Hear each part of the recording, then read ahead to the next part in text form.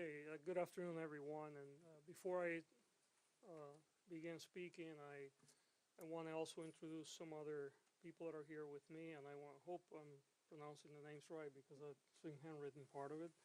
But I have Ana Maria Barat, Jose Menendez, Jose Menendez, and niece Karen Vandermolen, and Katie's niece. They're all here with us. Also with us here is Brock Lunsford. He's the Assistant Head Deputy for the Post-Litigation Conviction Unit, and Nancy Cervier, who is the Deputy District Attorney in charge of the Resentencing Unit. Let me begin by telling you that this is a case where we've had many people in this office spend a great deal of time reviewing the case. I have to tell you unequivocally that we don't have a universal agreement. There are people in the office that strongly believe that the Menendez brothers should stay in prison the rest of their life, and they do not believe that they were molested. And there are people in the office that strongly believe that they should be released immediately and that they were in fact molested. I have to tell you that after very careful review of all the arguments that were made for people on both sides of this equation, I came to a place where I believe that under the law, resentencing is appropriate, and I am going to recommend that to a court tomorrow. What that means in this particular case is that we're going to recommend to the court that the life without the possibility of parole be removed, and that they would be sentenced for murder, which, because there are two murders involved, that would be 50 years to life. However, because of their age, under the law, since they were under 26 years of age at the time that these crimes occurred, they would be eligible for parole immediately.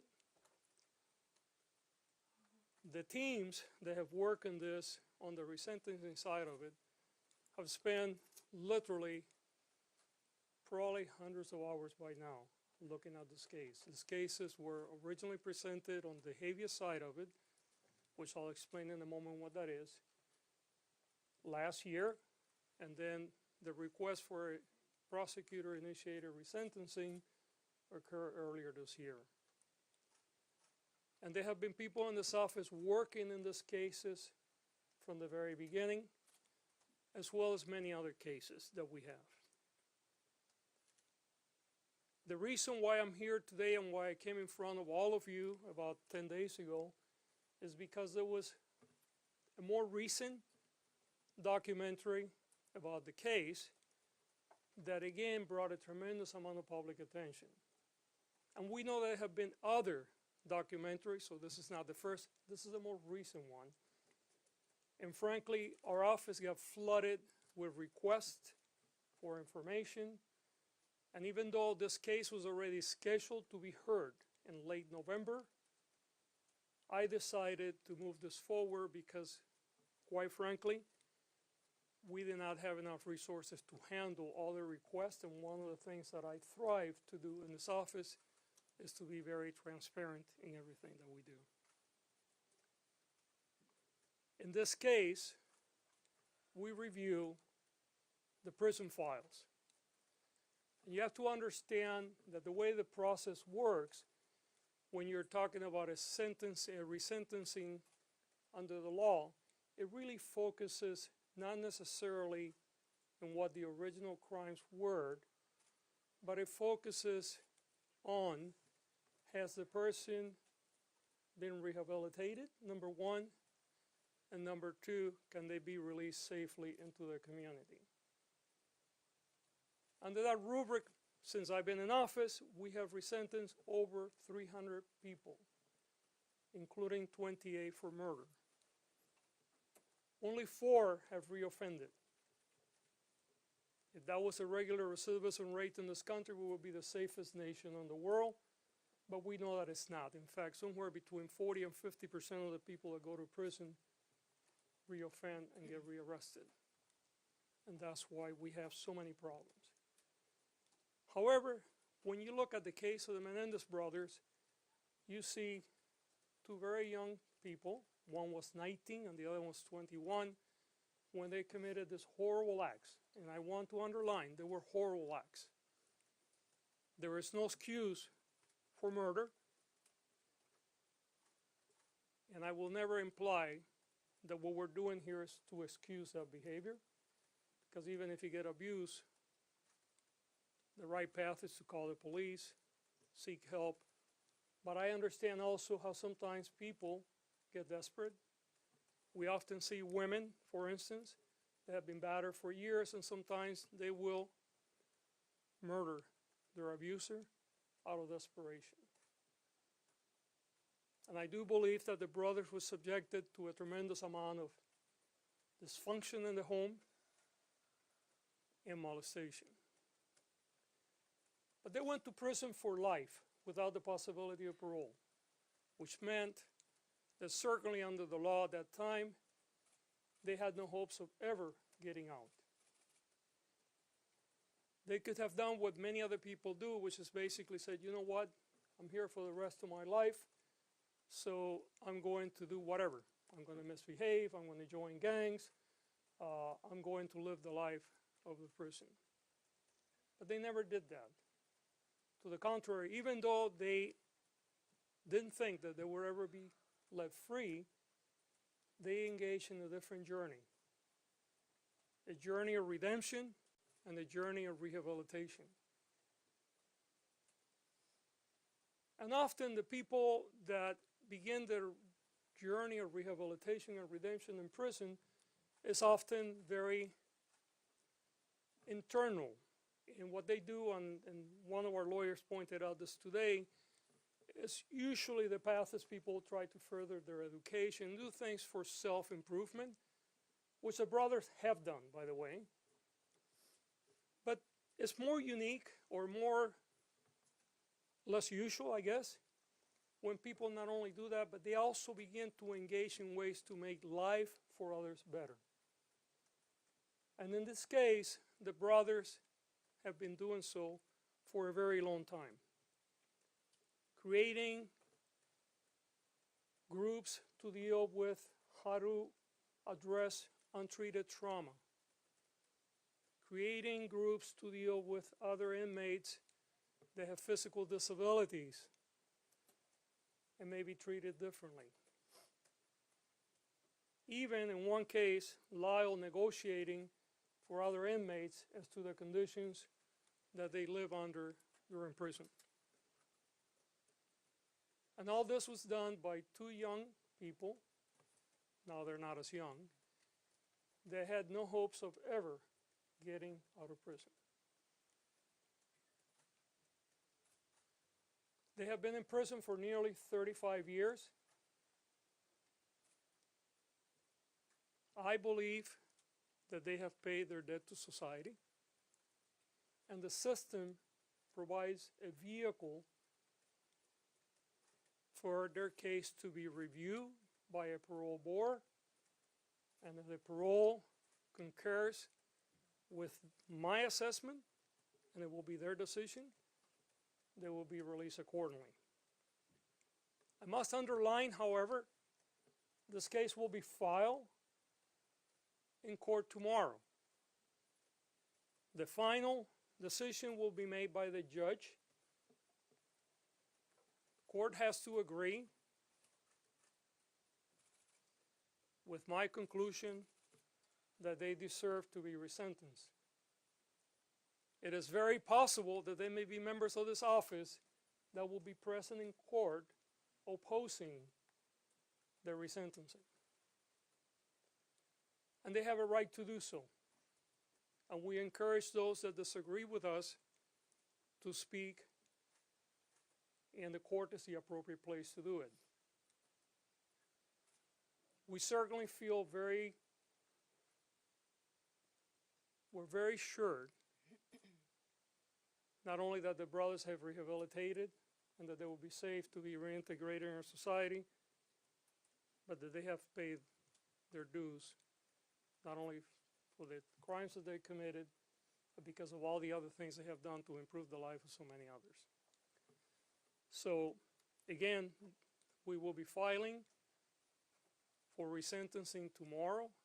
We're seeking that they would be sentenced to life with the possibility of parole, as opposed to life without the possibility of parole, which is they currently have. That means that they would have 50 years to life because there were 2 murders. But because of the age upon which they were convicted, under 26, under current law, that means they're eligible for youthful parole. I think there is also important to have some introspection today, because I think that often, for cultural reasons, we don't believe victims of sexual assault, whether they're women or whether they're men. We saw in our first trial, which, by the way, they were tried twice. The first trial hung, meaning the jury could not come to a conclusion, and in fact, about half of the jury wanted to convict them of manslaughter, which, if that were have been the case, they would have been off prison a long time ago. And then there was a second trial, and then they were convicted of murder with special circumstances, which led to the life without the possibility of parole.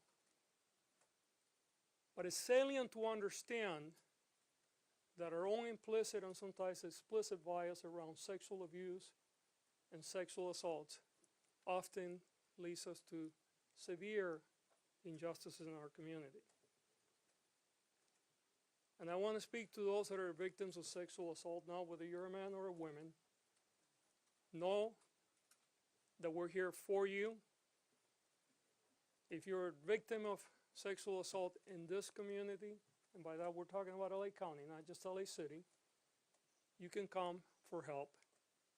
Whether you're prepared to prosecute or not, we will be here for you. We have services for you. And if you're prepared to move forward with the prosecution, we will evaluate it as we do any other case.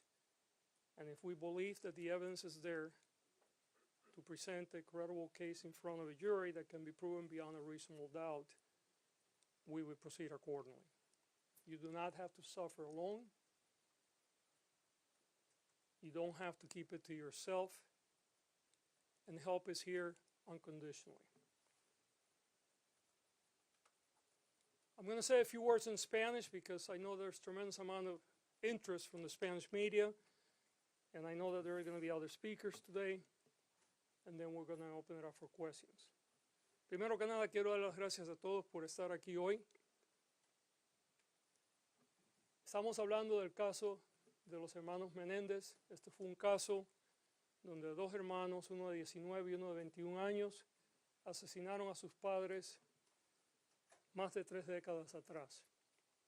Los muchachos fueron condenados por asesinato y llevan en la prisión alrededor de 35 años. Este fue un caso que tuvo mucha atención pública cuando sucedió y indudablemente tiene mucha atención pública hoy cuando vemos esta habitación como está llena.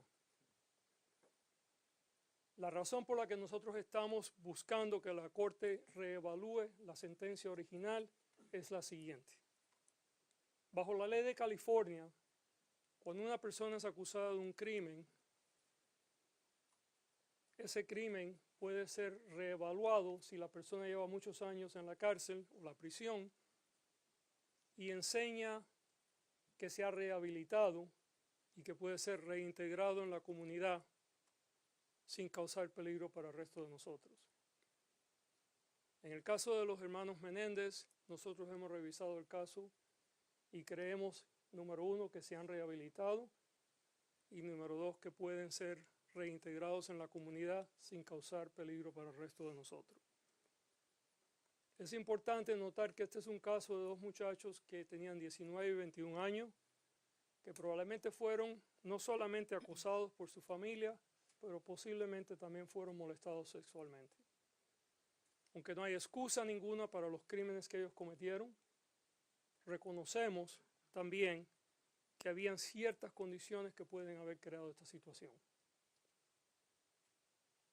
Desde que están en la prisión, Ellos han demostrado con sus acciones y sus palabras que iban a hacer todo lo que era posible para rehabilitarse.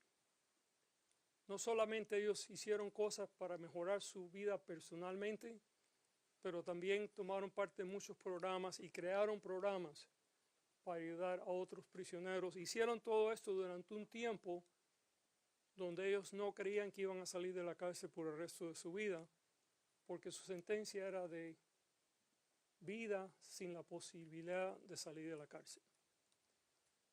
Lo que estamos haciendo hoy bajo la ley de California, vamos a hacer una petición a la Corte a que reevalúe esa sentencia y que lo vuelva a sentenciar por asesinato, pero con la posibilidad de salir con libertad condicional. En el caso de ellos, porque son 2 asesinatos, serían 50 años o por vida, pero con la posibilidad de ser prohibido la oportunidad de salir con condiciones. Bajo la ley, cuando el crimen se cometió y la persona tenía menos de 26 años cuando lo cometió, esa persona puede ser evaluada inmediatamente para que su sentencia sea revisada y que se le pueda dar otra sentencia. Bajo las condiciones de cómo ellos se han portado en la prisión y la evidencia de que están rehabilitados y de que pueden ser reintegrados en nuestra comunidad, es muy posible que ellos sean permitidos salir a la calle de nuevo, pero esa decisión estará con el sistema de prisiones y no con nuestra oficina. Legalmente, lo que nosotros vamos a hacer mañana es presentar una petición a la Corte. La Corte es la que toma la última decisión y la Corte puede acordar con nosotros o no, pero creemos que bajo la ley la petición que estamos haciendo está bien fundada y creo que esta petición espero que sea permitida. Ahora voy a pasar para que otras personas hablen y después podemos tomar sus preguntas. Ana María, you're going to talk next? Okay. Good afternoon. My name is Ana Maria Baralt, and I'm the niece of Jose Menendez. Erik and Menendez are my cousins. I would also like to acknowledge the other family members here, some standing, some seated. Joan Vandermolen is here, Kitty's sister, as well as Diane Vandermolen Hernandez, Kitty's niece. Thank you for joining me, everyone. Today is a day filled with hope for our family. We are here because District Attorney Gascón has taken a brave and necessary step forward by recommending a resentencing for Lyle and Erik. The DA's decision reflects the truth that is hidden for so long, and I am grateful for his leadership in making this choice. We stand united in our hope and gratitude. Together we can make sure that Erik and Lyle receive the justice they deserve and finally come home. Thank you to District Attorney George Gascón for his courage and leadership. This step gives us all hope that the truth will finally be heard and that Lyle and Erik can begin to heal from the trauma of their past. Thank you so much for your time. Thank you, Ana María. Yeah. I believe Jose Menendez is going to say a few words. This is the niece of Kitty Oh, you're gonna Menendez, say, I'm sorry. Joan Vandermolen. Yeah. Hi, thank you for coming. We are here today because District Attorney Gascón has taken a brave and compassionate step forward by recommending resentencing for my cousins, Erik and Lyle. And we wish to offer our deepest gratitude to DA Gascón. This decision is not just a legal matter. It is a recognition of the abuse my cousins endured, and we are grateful for the DA's leadership in putting justice over politics. We know this wasn't an easy decision, but is the right one. This is about truth, justice, and healing. It is time for Lyle and Erik to come home. And I ask all of you to join us in this fight for justice. We stand united in our hope and in our gratitude. Together we can make sure that Erik and Lyle receive the justice they deserve and finally come home. Thank you again to District Attorney George Gascón for his courage and leadership. This step gives us all hope that truth will finally be heard and Erik and Lyle can begin to heal from the horrors of their past. We hope this will also shed light and increase awareness and help others who have been victimized by sexual violence. Thank you all so much for being here today. We are grateful for everyone's support. Is there anyone else speaking? No, that's it. Okay. Okay, and I apologize. I'm reading notes here and I'm trying to understand all the notes. Yes, ma'am. Can you explain, so you go tomorrow, you file a case for resentencing, then what happens after? Are the brothers going to be there tomorrow, and when is the role of the parole board going to come in? Right, and you know what? I'm going to actually have the people that are handling the case walk you through all of it. The brothers will not be there tomorrow. The role of parole board comes later, but Nancy, why don't you walk everybody through? Okay. Yeah. So what we'll do is we'll file our, Say your name, ma'am, your name and your title. my name is Nancy Theberge. I'm the deputy in charge of the resentencing unit. This is Brock Lunsford, assistant head deputy of the post-conviction litigation division. So what will happen is tomorrow we will file the actual petition requesting resentencing with the legal arguments and accompanying exhibits as to why we think it's appropriate. It's just a filing. No one's going to physically be in the courtroom. From there, we'll also serve the defense with our motion and our paperwork so that they'll have their copies. And from there, we will coordinate with the defense to set up a court date with the court so that the petition can be heard. Now, whether or not that's a setting or a hearing will be decided between us and the defense and the court once everybody gets an idea of what we've filed. Then from there at the hearing, the defense can either decide to have the defendants, the Menendez brothers, physically brought into court. They can ask that the individuals appear by video or audio WebEx, kind of a Zoom participation, which we all kind of adapted to because of COVID. And then from there, we will do the hearing and submit all the written and legal and oral arguments and any evidence that needs to be admitted at the time, and then the court will rule at that point. But we don't have that court date yet because we're just starting the process tomorrow. But it's our intention to have that go forward before the habeas, because if the judge grants it, that may impact the defense's decision to proceed on the habeas. So we're gonna try it just as a matter of economy of time to stack it one before the other. Now, have the brothers found out about this in real time, or were they told about this beforehand, or what was their reaction? No, this No, was. this is, actually, the family was only invited to come. They were not aware what the final decision was until a few minutes ago. The brothers may be actually seeing you guys on TV or social media, but no one knew other than a very small number of people in this office. And by the way, I should tell you that actually the final decision was just made about an hour ago. Right, then it goes back to the prison system, and then the parole system takes over that. That's correct. Would there be a parole or probationary period? Would they have to live in a halfway house or simply be released if they're allowed to be released? You know, those are really completely entirely up to the parole board. Please, we'll try. What was the factor that made the final decision? You said the final decision was just made. Was it the letter? Was it the Menudo confession? What was it that put you over the top to make No, what it was is I was evaluating the arguments that were being made within my office, both pro and against the release. DA, can I ask you? Hold on, I had it. A lot of phone calls from Yeah. people that want. I'm, you know, you have made resentencing a cornerstone of your tenure as district attorney here in Los Angeles. There are some people who have accused you of using this very, very highly publicized, clearly case to use it for politics, given how close we are to the election. What's your response to people who have been making that claim? There's nothing political about this. We have resentenced over 300 people, including 28 for murder, and we will continue to resentence people in the future.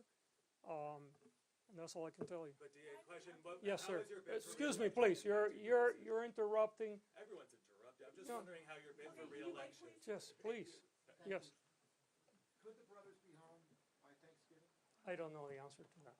Why did you decide not to go with the reduced voluntary manslaughter? That was part of the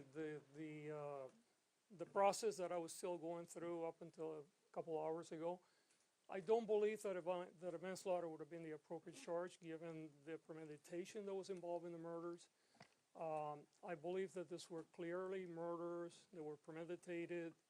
Now, the motivation, that's where, differences of opinion come up, but I don't think it would be appropriate to go all the way down to manslaughter. DA, Yes, has ma'am. your bid for re-election impacted Would you your please decision? stop? I am not going to talk about re-election, okay? Okay, so. If you want to talk to re-election, go outside, we'll But talk has later, your bid- please. It's a fair question. I'm sorry, you're interrupting, sir. Please. ¿Qué va a pasar mañana después de que presenten en la corte los documentos? Pues depende, como estaba explicando la abogada, la encargada de esta unidad, la Corte probablemente va a señalar otro día donde los dos, la defensa y nosotros podemos ir y habrá una evaluación de la evidencia, si hay alguien que se opone a esta moción que estamos, a este proceso que estamos iniciando, también la Corte va a poder oír todo eso y la Corte toma la decisión final. Did your Yes, office ma'am. announce the press conference before you made your decision? Yes, because we're going to make a decision one way or the other. It's just a question what the decision was going to be. Just giving Yes. you a timeline to If work you with? are no longer in office, what happens to this case? Could a potential successor undo what you're about to file? I don't think so. Once it's filed, it's filed. It's up to the court to take it from there. You mentioned. Yes, I'm sorry. In a parole situation, obviously you've had a policy of generally not sending DDAs to those. Since you were obviously supporting the push for release here, how would that work? Would people from post-litigation, resentencing, would they go before the parole board to argue for their release? Or that No, process? no. We have a policy that we only send victim services advocate if the victim or the victim's family wants that support. We don't send lawyers to our parole boards to relitigate a case. The parole board is fully aware of what the initial crime was, the crime that led to the conviction. Their work is primarily to evaluate whether they're rehabilitated and safe to be released, and that will be the way here. Can you break down the timeline for us? Can we expect a hearing by the end of the year, or do you know when we might hear Nancy, something on the books? I'm hoping to get it on calendar, depending on the defense preparedness. I'd like to see it go to hearing probably within the next 30 to 45 days at the most. There's not much to argue because it's kind of a collective Okay, effort. there's one more question, please, but related to the case, not to elections. If you want to talk about elections, we'll do that. Related to the case, Yes, sir. what would you like to say right now to Erik and Lyle Menendez? What we like to say to them, and it's we, because it's not I made the final decision, obviously, but we have a whole team that worked on it. We have a family here that wants to be reunited, is that we appreciate what they did while they were in prison. While I disapprove of the way they handle their abuse, we hope that they not only have learned, which appears that they have, but that if they get reintegrated into our community, that they continue to do public good. Thank you so much, everyone.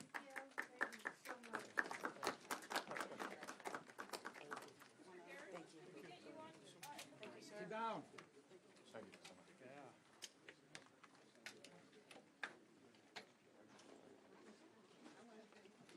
Down, please. Sit down. Down, please. Sit down. Katie.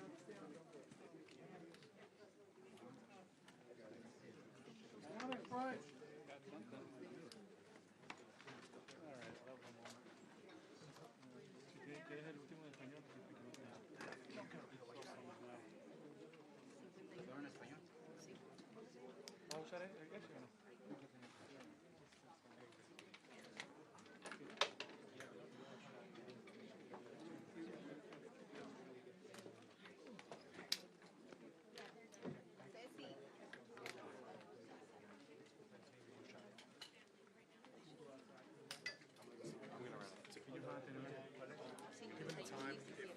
Let's see when they're scheduled. If it's not soon. Okay.